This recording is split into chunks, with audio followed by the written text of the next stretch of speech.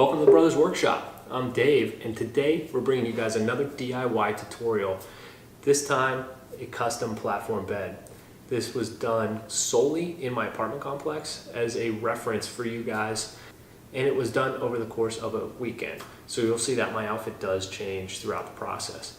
But what we really wanted to do was bring some light to this process, and we wanted to show that you guys can actually build these projects. It doesn't matter what your resources are, where you live. If you have a wood shop at your disposal, all of this is definitely doable. And with that, we'll jump right into the video. Hope you enjoy it.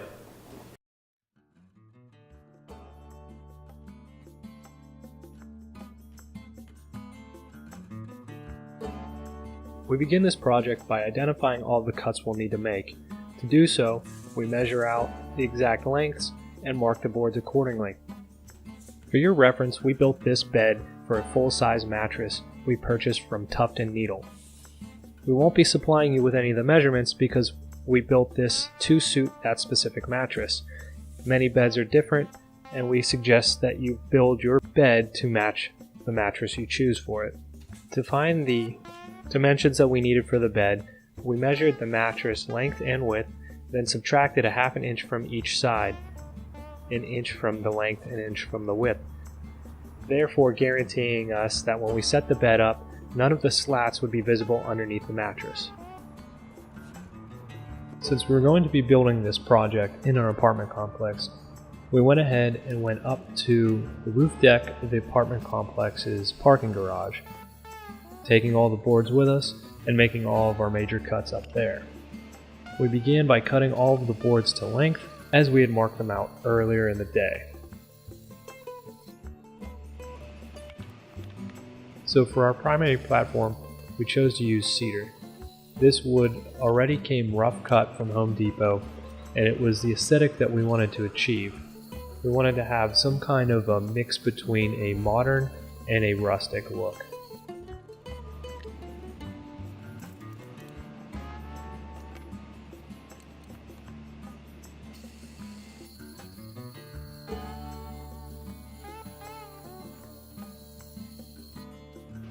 You'll see here that we were cutting both ends of the boards. This was due to splitting and cracking on most of the lumber that we had picked up.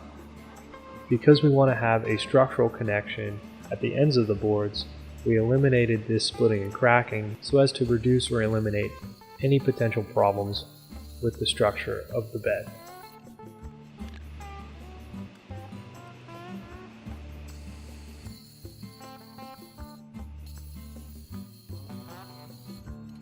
Once all of the boards had been cut to length, except for the top and bottom pieces of the primary platform, we mocked them up and verified our measurements for the top and bottom so that we can double check and verify that our initial measurements were correct. Once we had done this, we went ahead and made those final cuts.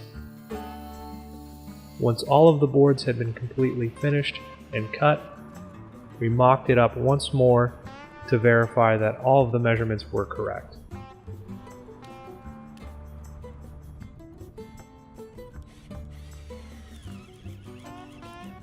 At this point, we used our 1-inch diameter paddle bit and began to countersink holes for our lag bolts.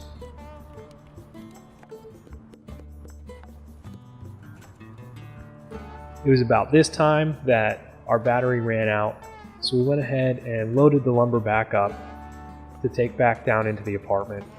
And like the good neighbors we are, we swept up and cleaned up our workspace.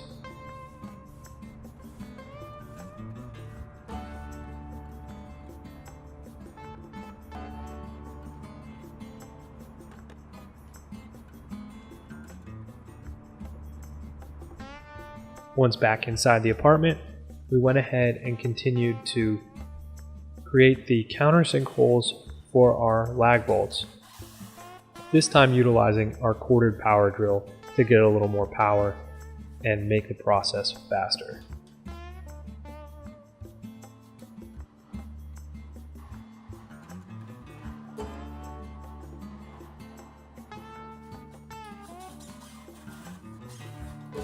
Once all the countersinks have been completed, we switch to a regular drill bit that is also long enough to penetrate through the board and small enough in diameter that it is no larger than the inside of any of the threads on the lag bolts we chose to use.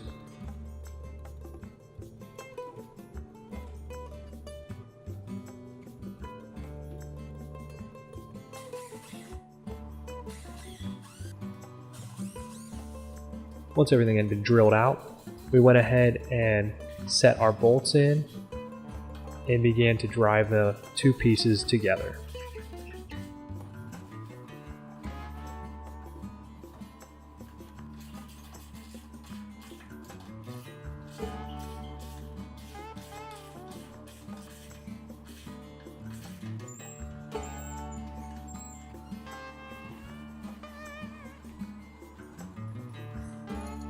As you can see here, all we had to do was thread the bolts into the countersink, and by utilizing a 1-inch diameter paddle bit, it allows us to use a standard socket head with a deep well attachment to drive those two boards together.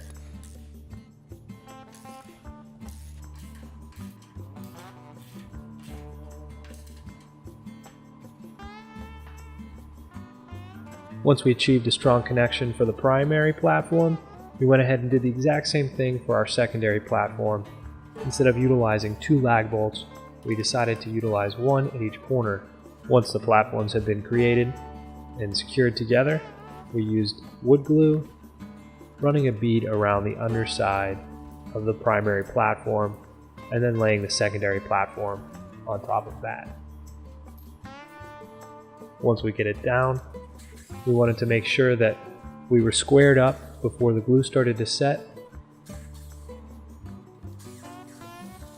Initially countersinking all of the holes so that the head of the screw sits below the board, and then following it up with the screw itself. Once we finished running screws all the way around the frame, connecting those two frames together, it was time to install the hairpin legs. Now these legs we chose from Woodworking. It's a national chain. They sell a lot of different types of legs. These just happen to be an aesthetic we were trying to achieve. They had them, so we went with them. This is their largest style leg, made for coffee tables, end tables, and the like. They do make much smaller legs, and I think there's 3 different lengths available in store. Once we were ready to install the legs, all we had to do was mark out where we wanted them to sit on the piece and use the included screws to fasten them in. At that point, the frame of the bed had been completed. So we went back up to the roof deck after having measured the width of the frame and began to cut our slats out of 2x4s. Once we finished cutting the slats, we went back down into the apartment, sanding with 80 grit sandpaper the frame of the bed. We want to have that rustic look, but we want to make sure we're pulling off any burrs or splinters. Once we'd finished that, we went ahead and countersunk on each end of the slats. Because we're going to be screwing those slats in, we want to make sure the head of the screw is below the slat. Once that was done, we sanded down all of the bed slats as well, so as to prevent any extra burrs or splinters that may come from them as well.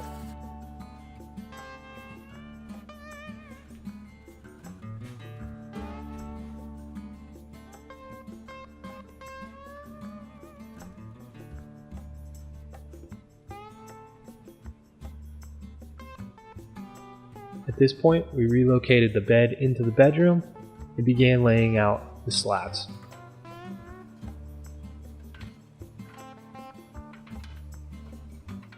Utilizing 2-inch screws, we secured the slats to the bed frame, and in doing so created a little extra structure and made the bed much more rigid than it had been before. We went ahead and grabbed our tuft and needle mattress, threw it on, and gave the bed a test. As you can see here, We definitely achieved our floating platform look. It's high, that was what we were trying to achieve, and it holds the weight of a person. Once we verified that it can hold some weight, we moved on to building the headboard for the bed.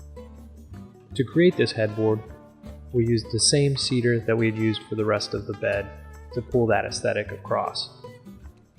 In creating the connections between the horizontal and vertical members, we pre-drilled and countersunk for 4 lag bolts, 2 on either side. Not so much needed structurally, but definitely created aesthetically so as to match the rest of the piece.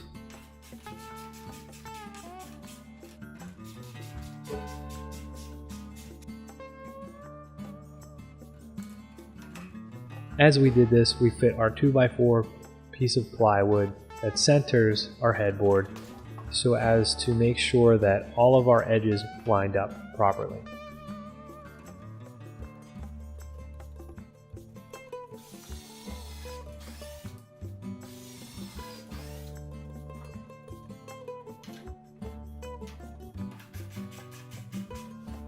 Once we fit our lag bolts in and our piece was fairly secure, we lined up the centerpiece of the headboard about 1 inch off the face of the cedar board so that it gives us some relief and a little bit more character.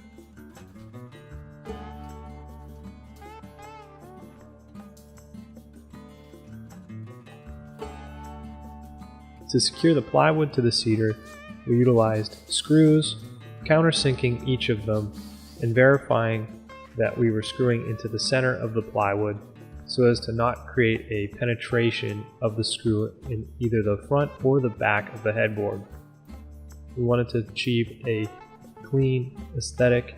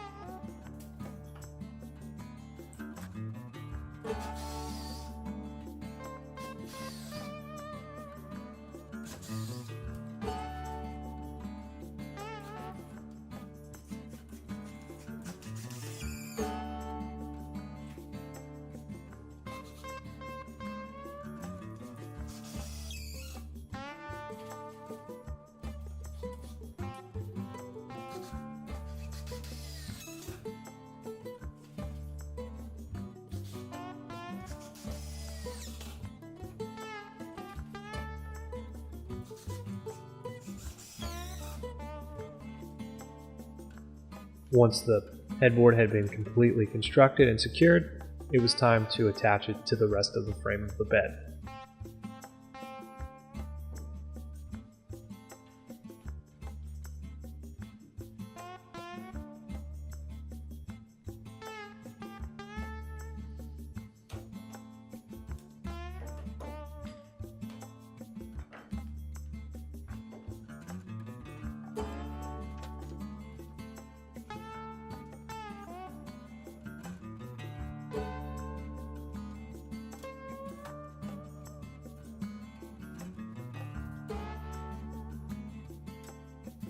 To attach the headboard to the platform of our bed, we again pre-drilled for 3 fasteners, 1 lag bolt on either side going from the platform into the vertical members of our headboard, and 2 3-inch screws that are really going to help pull everything together.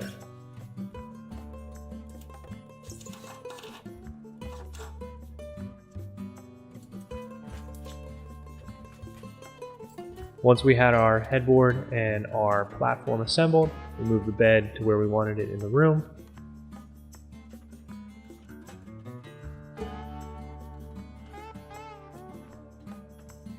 After we got the bed exactly where we wanted it in the room, we used the box spring cover that came with the bedspread set that we purchased for this bed and covered all of the slats so as to give our mattress another layer of protection from any possible burrs or splinters that may cause damage to the mattress itself.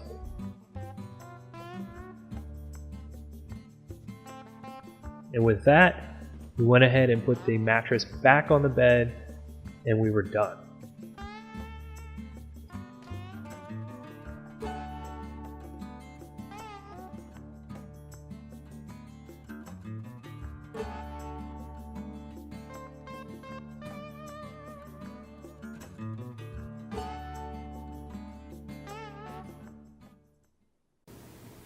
There you have it. Easy project to do, super simple. Hope you guys really enjoyed this video. It's definitely an easy project. I hope you guys now realize, some of you that are out there and think, oh, I don't have a workshop, a wood shop, open space to work in. Hope you guys realize that anything is possible. You just got to be a little more creative about how you go about the process. Now, that being said, I hope this gives you guys some insight to what the process is like. I hope it opens some minds, people that are out there thinking, I can't do this. And we really wanted to give you guys that boost. You can do whatever you want. You put your mind to it, get a little more creative about it. I was up on the parking garage roof deck cutting those boards. It's definitely, something you can do. Just be a little cautious. You want to be courteous to your neighbors. You want to do all that loud stuff outside. But that being said, the rest of the project, like I said earlier, is quiet on the inside. It's no louder than putting together any other piece of furniture you might order from IKEA, or running your blender or mixer, making baked goods. And with all that being said, if you guys like what you saw, hit the thumbs up. Leave comments in the comment section. We definitely appreciate any kind of feedback. We want to hear what you guys have to say about what we're doing. If you want to see different types of projects, or if you have questions about this project, we're back in that comment section too, helping out our viewers. If you guys like what you saw, definitely subscribe, hit that bell notification, and you'll get more of our content as we come out with it. And with that, keep building. We'll catch you in the next video.